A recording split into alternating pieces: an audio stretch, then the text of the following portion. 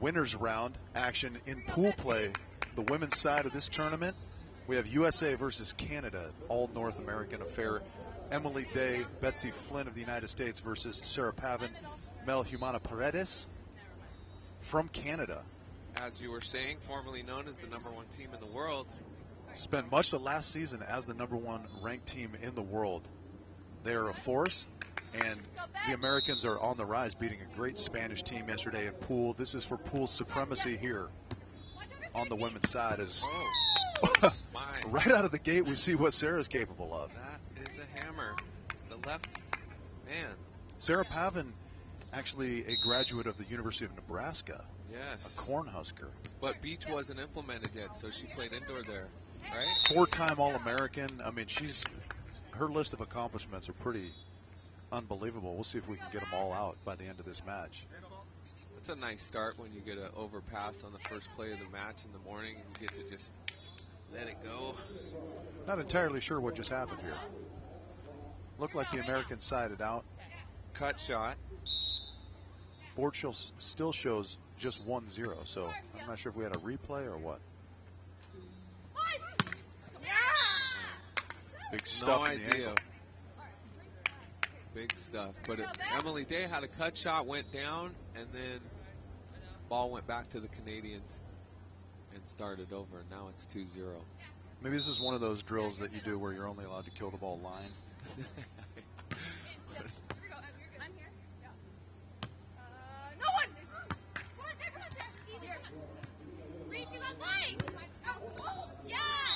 Canada coming out of the gates very strong this morning. Tough serving, getting the Americans a little bit out of system. And Betsy Flint and Emily switch sides early.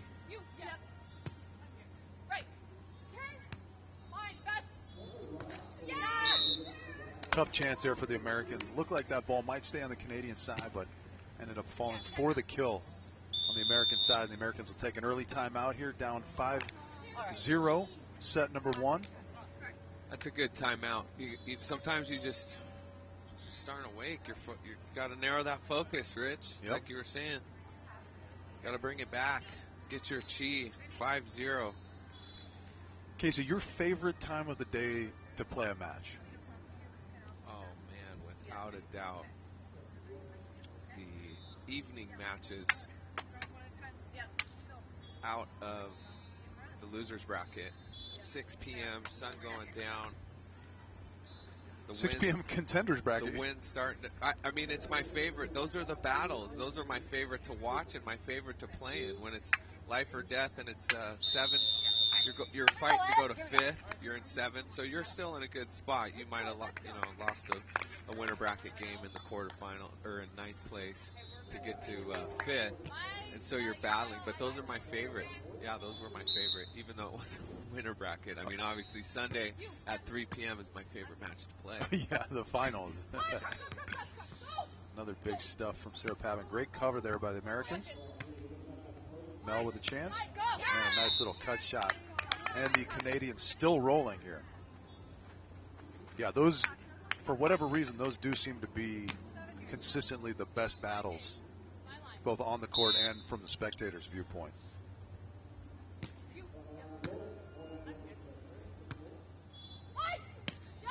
There's a nice put away. Emily Day with the high line shot over the top. Good side out there. I think the difference on that play was that she took the ball about 6 feet off the net.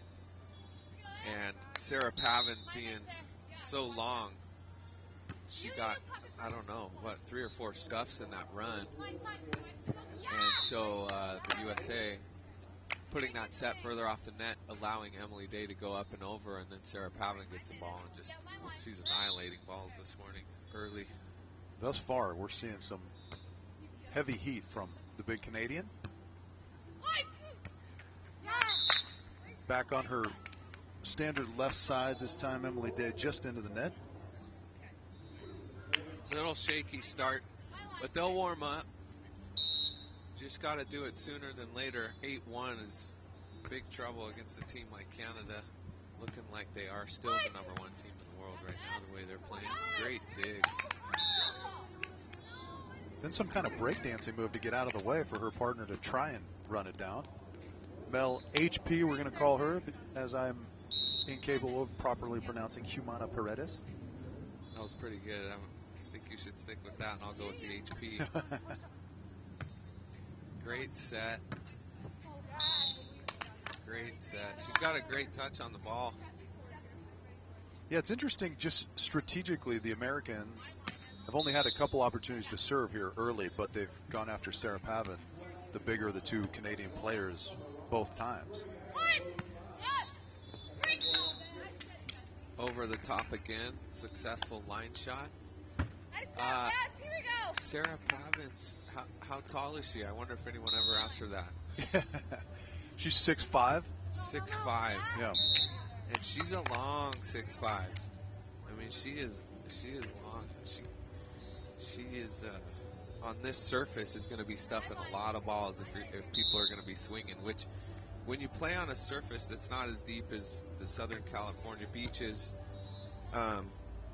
the feeling is I can hammer. Right. I'm coming in and I'm going to smush some balls, and the block gets to do the same thing, so it can come back in your face pretty hard.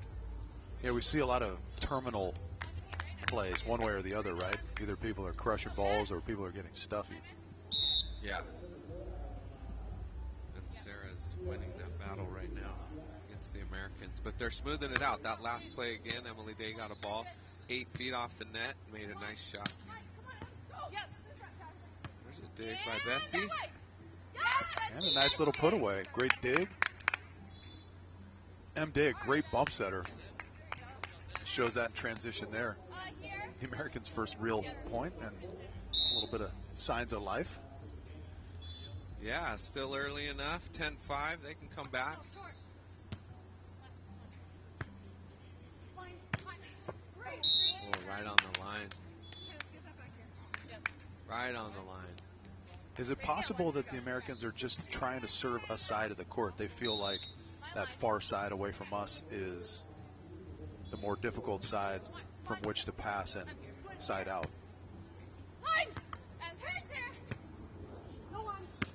I'm not sure because the conditions, it doesn't seem like any side's better as Emily Day goes out down the line there. Good rally. Canadians staying in there, putting the ball in. Emily with the air at the end, making it 12-5 now. I think that what we were talking about, Sarah Pavan, was just hammering. So they switched it over to Mel. And they changed it up. Yeah, because if that far side were the better side to serve into, the Canadians don't seem to be fazed by that. Okay. Yikes. I have been waiting to say that since yesterday, the owl swivel on the shoulder. That was one of them. That was She's the old lefty, so she had to turn it. Yep. Ball coming from the right side over her shoulders.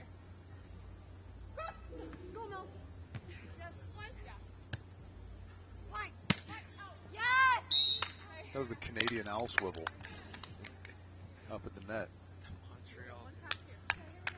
So the Canadians are in control. They look really strong in this first game.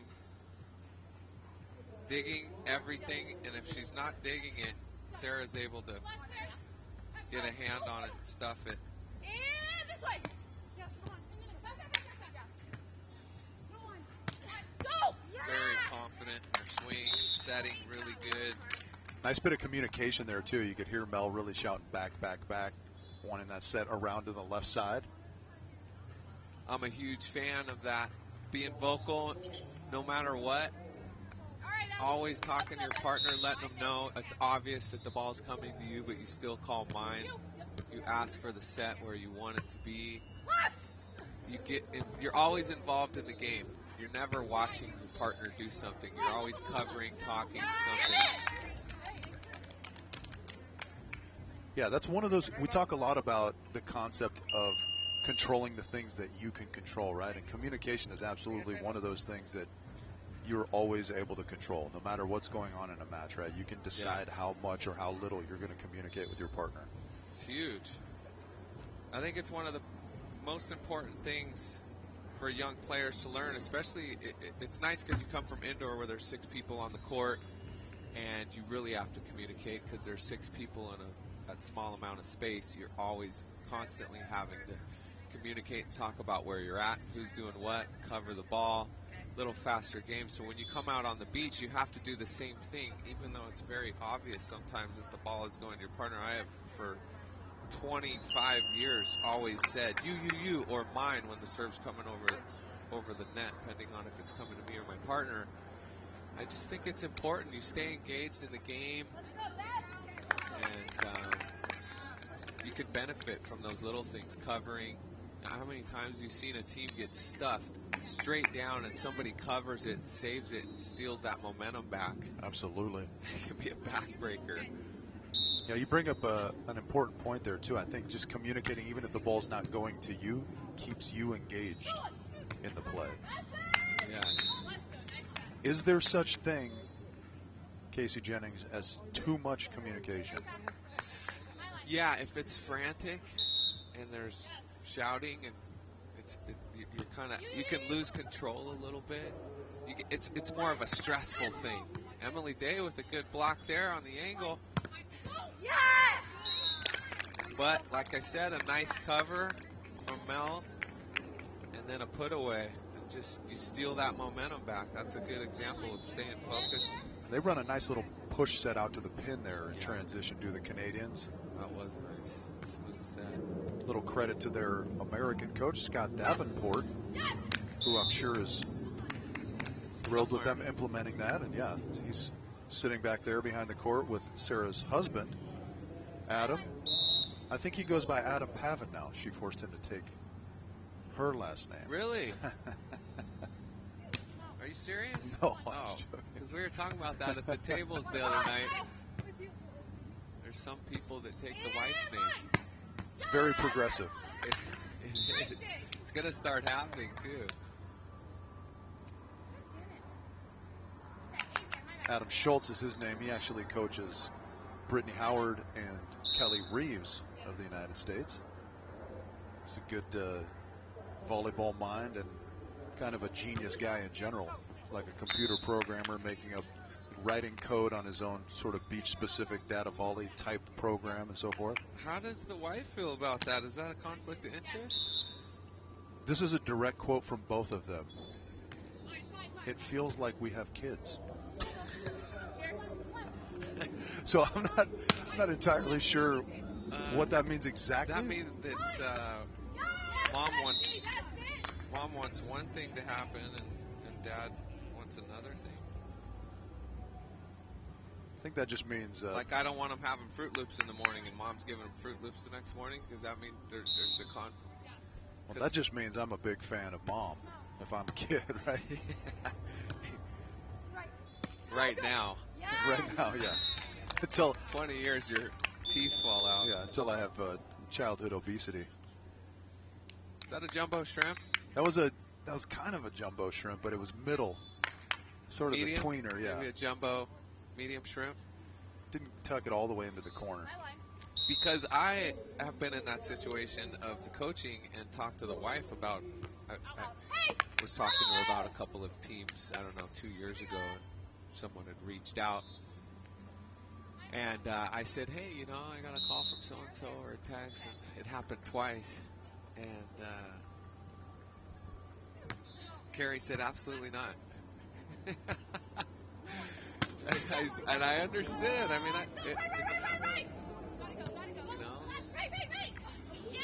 if the team you're coaching is playing your wife and they beat her, I'm not comfortable with that. I'm rooting for the wife, right? I'm going to root for the team that I'm coaching or my blood. How do you feel about that, Rich? You're suggesting that blood is thicker than coaching.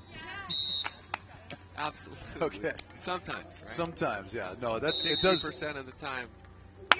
Every time. There are some very interesting situations in this relatively small volleyball world of ours, right? Where, I don't know, your involvement goes on to the coaching side and you have a spouse who's still playing and so forth. But, yeah, people navigate those situations differently. I like the hyper-competitive element that you're talking about where everyone who's not me is my foe, kind of a thing.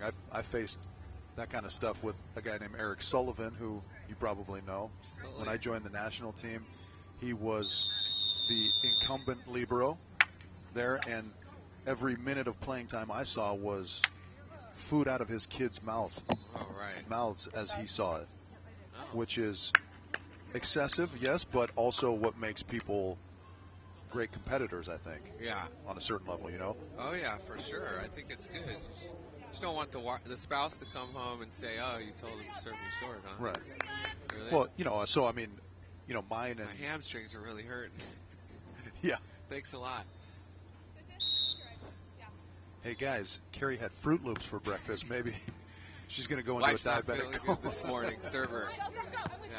Yeah, it can get dicey. And the Americans come out game 2 with a nice dig and a put away by Betsy. That's what they're going to need in the second game. Get rid of that first game. It's gone. Start over. Game 2. We talked about it a little bit yesterday, Case. Sometimes when you take a big beating, wow, Sarah was over the net there. Jeez, she is touching everything. Oh, there's the... There we go. And Mel owes people beers after not hitting the net on that one. Flubber. Yeah, sometimes when you just take an absolute meeching in a set, it's almost better than losing a 21-19 set in that you feel relaxed, right? Okay, I guess it can't get any worse for us. Yes. So now we're calm. It's 20 minutes into the match, so we've settled down. We've warmed up a little bit. And as we're seeing now, a 3-0 start for the Americans, and they're feeling light years better than they were about 15 minutes ago. Yeah, there's definitely some good way to fight for that. Betsy. That's tight. And that's going to miss the hands of Emily Day. Touchy. Oh, Called it it. didn't. Nice scramble, though. Gosh, that was a tough play. Yeah, there's definitely a mental aspect of just getting beat up on the first game. You're like, well, we went from everything to lose. A little stressed out this morning, too. All right, well, let's just try to make this a game and let's get it together and do what we can do, control our side of the net. Canada with the hubby wife serve down the middle there, but Betsy got a hand on it. Emily got it, but she got in the way. There's your play, Rich. There's your hand set over on 2. That's probably my favorite ball to dig and smash on somebody. And I love when people do that one, and I get it. I'm guessing you let them know about it as that ball's hitting the sand on their there's side. this full stare down all the way to the back line after that one. Thank you.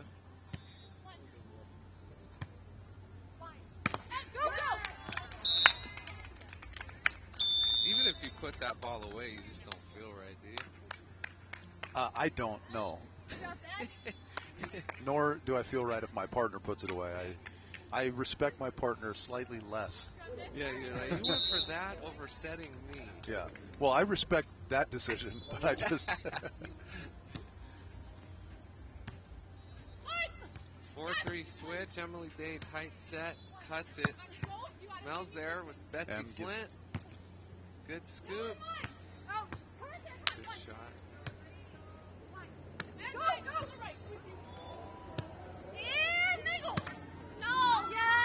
Betsy gobbling up some balls back there on the American side. Just misses that shot down the line, however. She's scrambling. I'm interested to see Theo Brunner, studly American player in his own right, has a theory that on the World Tour, when teams are relatively evenly matched, if one team drubs another team, gives them less than, I think the line is 12 that he draws. If you beat a team 21-12 or worse, that team's almost certainly coming back to win set number 2. Seems to go that way a lot, doesn't it? Oh, yeah. So we'll see if the Americans can delight Theo by keeping his interesting. theory I'm true. going to keep track of that now. But sometimes you will see those 21-12, 21-13 beatings in 30 minutes. You do see that on occasion. But more so you see the 21-12 and then the vice versa. The other team comes through and wins. Emily Day puts that down. Good deep hit. She's starting to move the ball around a little bit more and get comfortable. Seems like she's seeing. She's waiting a little bit more. Coming in and hit the corner on that one.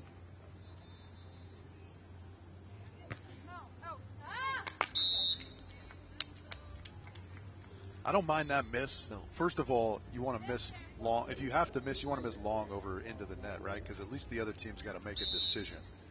But also, I think the Americans need to be aggressive with their serving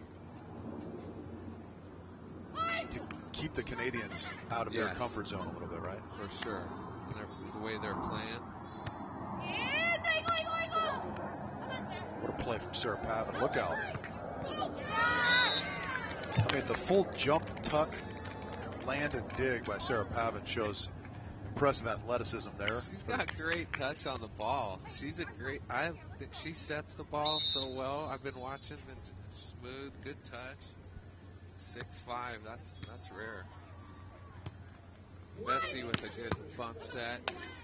Canada there. Sounded like a touch, but nope. It did sound like there was a little click there, right? Yeah. But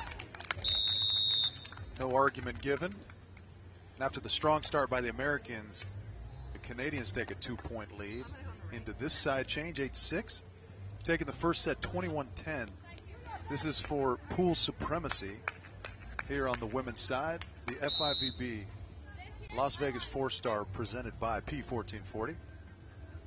Rich and Casey here with you all morning long. We'll have 3 women's matches and then 2 men's matches, I believe, Casey. Yes. And this match, when whoever wins this match goes into 9th place. No, worse than 9th place. Oh no, they go to right to the quarters. No, they go. You're right. They go to round 2. Yes. Which in this FIVB format means no worse than 9th. In that if they were to lose that match, they would end up at 9th. Yeah. So the team that loses this match will go into the contenders bracket and have a chance to battle back one more match to get to the same spot. Yeah, kind of an interesting format out here on the World Tour. Right, it's once you get to the playoffs, once you get out of pool play, it's all single elimination. So there's not kind of a traditional winners-losers bracket as we're accustomed to seeing. Right, I mean, lose once and you're done. Round 1, losers are 17th place. Round 2, 9th, on up the line, right? Yes. Nice serve, Betsy. And that's going to be tight. Created a bad pass, and then Mel tried to put it. Nice serving, Betsy. Up nice close to the net and overset it. And we are mic'd up down there. Let's see if we can get some dialogue out of the Americans in this timeout. That was a 4-point run. 8-6. Now it's 10-8 Americans. On the back of some great serving by the American squad. Yep. Some fire.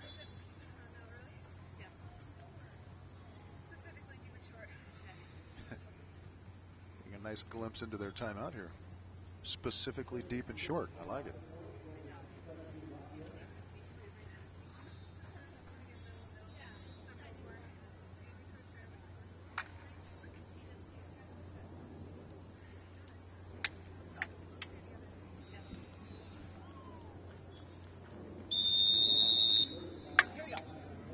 So if 6 p.m. was your favorite time to play, is 9 a.m. your least favorite time to play? No, I like playing the 9 a.m. games. It's especially on Sunday or Saturday. The tournament start. People are dropping out of the tournament. You're still in it. I love the morning games. Love them. Just it seemed throughout my career that the best matches, the grinding matches after a long day of playing and being down at the beach and the crowd's starting to get, everyone's margarita time and the crowd's big and people are just really into the matches because it's win or go home. And it was so fun to play those matches because the weather, the sun wasn't so hot and your body started to get that second wind. And I just loved it. I love those battles with the sun going down. Many of them with the Rosie's Raiders. Any match when you're battling the Rosie's Raiders has an extra level of fun to it. Yeah. Fun being in air quotes, of course. We go into the technical timeout here. The Americans in the lead, 11-10. Nice little bounce back from them. Started strong in this set. Little dip, little pushback from the Canadians, but on the back of some strong serving from the Americans, they take this 1-point advantage. They're already tied with their score in the first game. That's right. They've beaten it. Yeah, they're beating it. They're 11-10. Chance to win this. We'll see if Theo's theory comes through. Holds up, yeah. We'll get to that third game. So if you enjoy playing matches the most when it's margarita time in the crowd, would a Jimmy Buffett concert be your ideal location at which to play a beach volleyball tournament? Absolutely.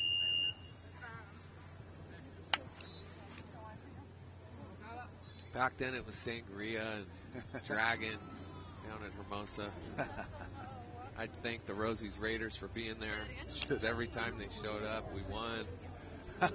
They stopped talking after that. Sangria now American Junkie, just the epicenter of class in the South Bay, right? That's my hometown. I gotta walk around there. Yeah. No, this is my hometown. I've just lived in California longer now than I lived in Vegas, but this will always be where it all started.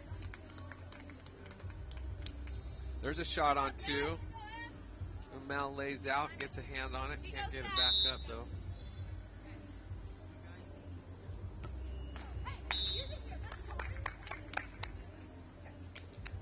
Side out there from the Canadians. They're back to within one. Americans playing some good ball, though. Here's set number 2. Fighting to stay alive in this match.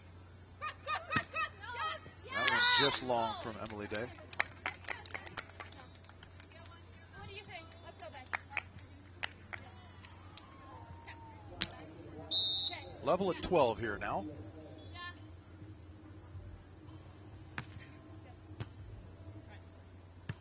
Emily Day on the right. And there's Sarah again. That is impressive from our vantage point up here in the booth to see how far over the net Sarah Pavan gets her hands there. Good timing. A lot of times big, long blockers will be so early that you have a chance to see where the court is, where she's not only pressing over, but she has good timing, which is a combination nightmare for offense. Trading cut shots. Mel slaps that one long after picking up a couple of easy shots. This is big turning point in this match, right?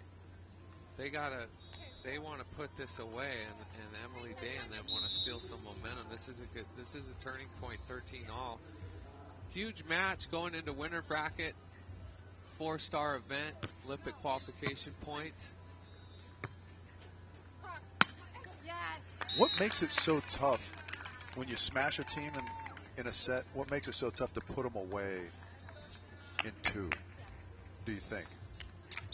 Gosh, I think you tend to take your foot off the gas sometimes because you beat on them so bad, but I was always, we got to crush them. I want to crush them more than we did in that first game. Let's beat them 21-9. And if we go 22-20 in the second, whatever.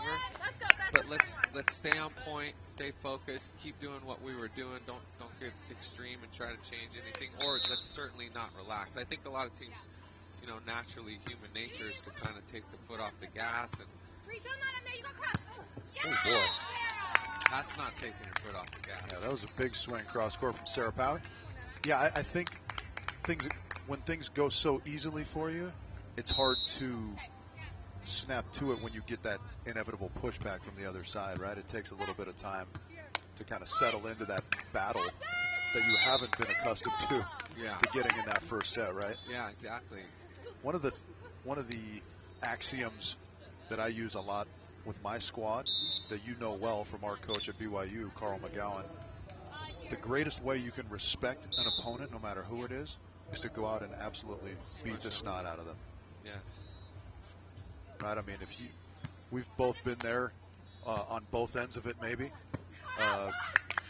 if you're playing a team that is inferior to you on some level, and you just do whatever, like the minimum amount that it takes to win, that's not only bad for you because you're not getting any better, but it's disrespectful to that opponent on the other side. Give them a beating. Emily Day and Betsy just scored that last point by Mel hit out. Now she hit one half speed. Another chance to go up by 2 here. They can put this away. What a play by Mel in the backcourt. I really like that on 2 from Emily Day. It's just Mel made a better play on it. Yeah, she did. I thought that was a good idea. It was well timed. It was well executed. Sometimes you make a good play and the other people make a better play. Yep. 16 all. Set number 2.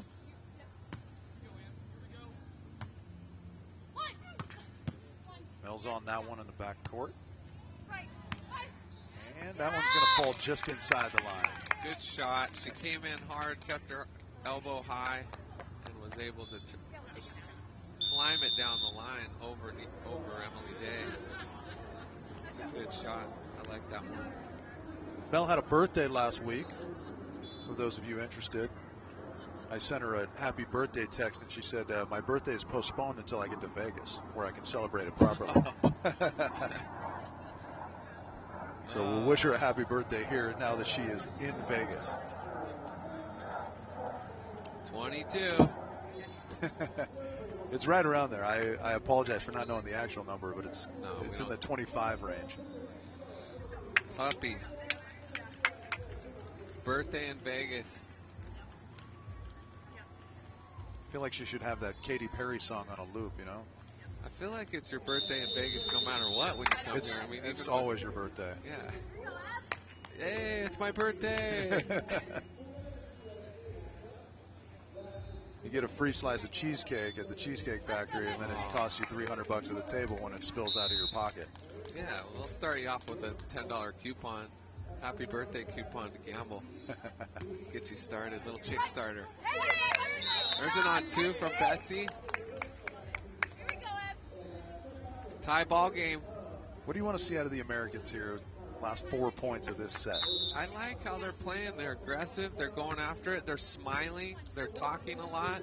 They have great energy. And Canada's right there with them, showing some emotion on that last put away. I think it's important that you stay together as a team here, but loose at the same time. It's 18-17, so this is the stretch. The Americans have switched sides again. Emily going over to the right side.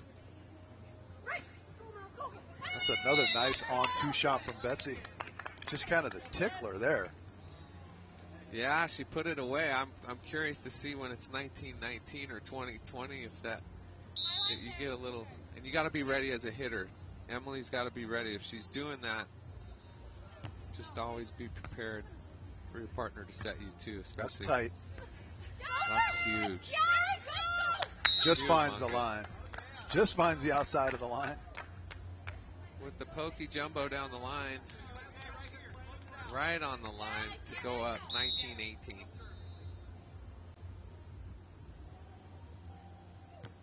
Oh. Just missed the hand there. Okay, it's 19 all. Does Betsy go on 2 here? Let's see what the pass looks like. I don't think she'll go if it's that far off again and take that chance, but if Emily can put it up to the net, she's going to set her. Great set. Nice little cut shot there. Good communication from the Americans. Big point. I think they want to put this away right now, obviously. Set point USA. Ooh, that's the second one. 2 serves out, but that one is much better than the one into the net. You agree? Absolutely, I agree with that because, I mean, that looked like a good serve off her hand. It just caught a little bit of an air pocket or something. And Rose, that one might have been long as well. And you got to take that. Sometimes, even Betsy serving that one out by a couple inches, Canada might look to be like, I got to take this ball in case it drops. This for game. Yeah, absolutely. Absolutely. You got to be in that mindset, especially late in sets. I'm going to play the close ones.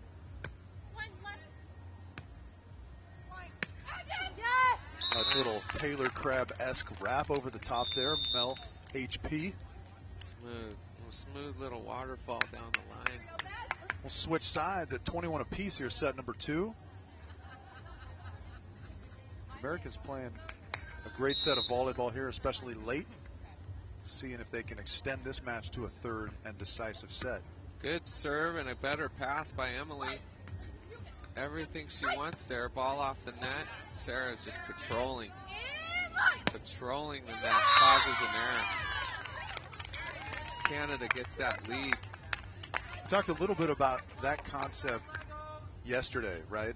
About how when you force a team to take 2 and 3 chances to get their side out, yeah, sometimes you can make them press and kind of induce that error. Oh, and goodness. There we go. Bang, bang, 2 points in succession there. A couple American errors, and the Canadians taking it straight sets. 23-21 in the second. Great Good fight. fight. Great bounce back from the American side.